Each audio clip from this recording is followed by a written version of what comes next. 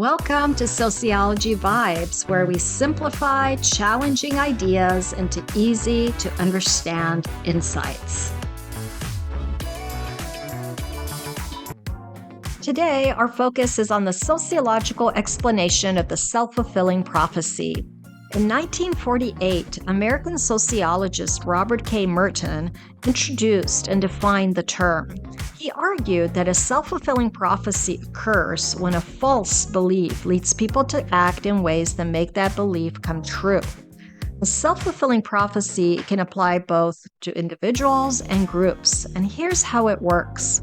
First, a person or group believes something that isn't actually true, and people act on that belief. Those actions start to shape what happens, and over time, the original false belief becomes true. For example, imagine a bank is financially stable, but people begin to falsely believe it's going to fail.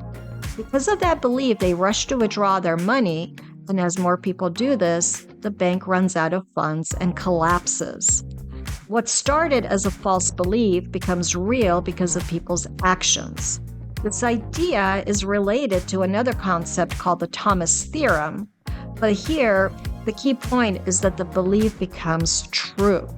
According to Merton, the original belief is false. Self-fulfilling prophecy can make people think something was always true, even though it only became true because of how people acted. We can also see this in everyday social life. For example, a woman believes the false stereotype that women are not good at negotiating.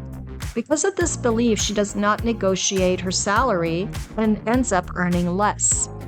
Managers may also assume incorrectly that women are not interested in leadership roles.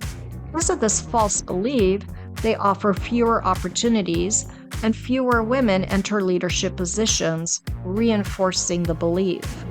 Similarly, an older person may believe the false stereotype that they can no longer contribute in meaningful ways. Because of this belief, they withdraw from activities and social roles and become less involved. Employers may assume incorrectly that older workers are less capable of learning new skills. Because of this false belief, they avoid hiring or training them, limiting opportunities and reinforcing the belief. People who are seen as troublemakers may be treated differently by teachers or authority figures, including being monitored, given fewer chances, or disciplined more quickly. Because of this treatment, they may disengage or act out, which reinforces the original belief. This is especially important when we think about race, gender, social class, and various social categories. When people hold false low expectations about certain groups, they may treat them differently or offer fewer opportunities. Over time, these actions can reinforce the original belief. Self-fulfilling prophecies can also start with false positive beliefs. A parent tells their child, "You're such a great helper. I can always count on you." Even if this isn't true at first, the child begins to act in ways that match that belief. Over the time, the child becomes more helpful. Self-fulfilling prophecies show how beliefs influence what happens. They influence how people act, how others treat them, and how people interact. So the next time you think, "I'm not good at speaking up in class," pay attention to how that belief might lead you to stay quiet, reinforcing your original incorrect assumption. And that makes sociology worth exploring further, don't you think?